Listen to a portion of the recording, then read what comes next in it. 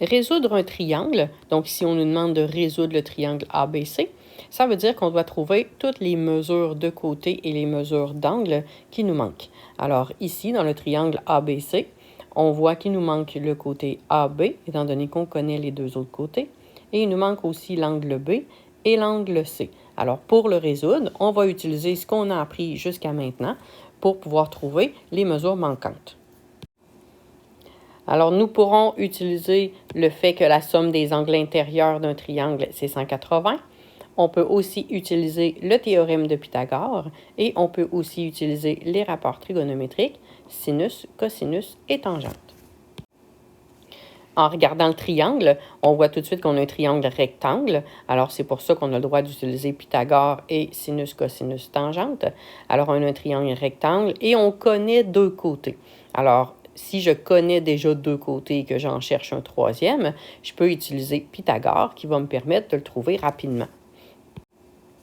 Alors, pour pouvoir utiliser Pythagore, il faut que j'identifie mon C, qui est mon hypoténuse. Mon hypoténuse étant le côté opposé à l'angle droit, qui est BC.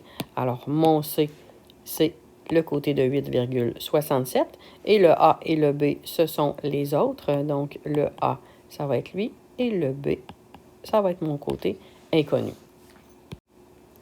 Alors, je remplace les mesures que je connais dans ma formule et je trouve le côté B.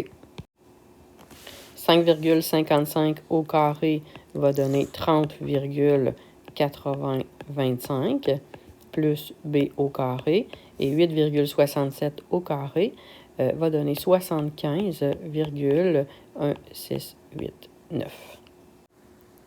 Pour résoudre mon équation, je dois isoler mon B carré. Alors, je dois envoyer donc le 30,8025 de l'autre côté de mon égal. Alors, je vais faire l'inverse d'un plus 30,8025. L'inverse d'un plus, c'est un moins. Alors, je vais faire moins 30,8025 des deux côtés. J'obtiens alors B carré qui est égal à 44,3664.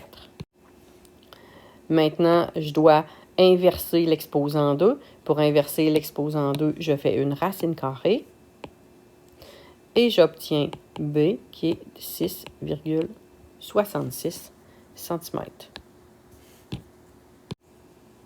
Notez que le côté B aurait pu aussi se trouver autrement, c'est-à-dire qu'en trouvant l'angle C ou l'angle B alors à l'aide des rapports trigonométriques, sinus, cosinus, tangente, on aurait pu à ce moment-là utiliser encore les sinus, cosinus ou tangente, donc les rapports trigonométriques, pour trouver le côté cherché. Maintenant, on va chercher un des angles. Alors, je vais commencer par l'angle B qui est ici. Alors, je vais identifier mon hypoténuse, mon opposé et mon adjacent. Alors, mon hypoténuse qui est le côté opposé à l'angle droit. Mon opposé à l'angle B qui est ici, qui va être le côté AC de 5,55 et mon adjacent qui va être le troisième. Alors, pour trouver l'angle, je vais utiliser les rapports trigonométriques sinus, cosinus, tangente. Et je vais regarder les deux côtés que je connais. Alors ici, je connais les trois côtés. Donc, mais pour éviter d'avoir une erreur qui se répercute, donc si je m'étais trompée en calculant mon B, ben, j'essaie de ne pas le réutiliser si je ne suis pas obligée. Alors, pour trouver mon côté, mon angle B, je vais utiliser mon côté opposé, qui est le 5,55, et mon hypoténuse, qui est le 8,67. Alors, je vais utiliser sinus, qui est l'opposé sur l'hypoténuse. J'aurais pu aussi le calculer avec cosinus et tangente, sauf que ça m'oblige à utiliser l'adjacent. Et comme j'ai dit tout à l'heure, l'adjacent, il a été calculé avant par nous. Alors, si on a fait une erreur, on ne veut pas réutiliser l'erreur. Alors, on utilise autant que possible les côtés qui nous étaient donnés au début. Alors, opposé hypoténuse, c'est sinus. Alors, j'inscris ma formule. Sinus de l'angle B, c'est la mesure de l'opposé sur la mesure de l'hypoténuse. Et maintenant, je vais remplacer mon opposé par 5,55 et mon hypoténuse par 8,67. Je mets mon sinus sur 1 et ensuite j'effectue mon produit croisé. Donc, une fois 5,55 divisé par 8,67 va me donner sinus de B.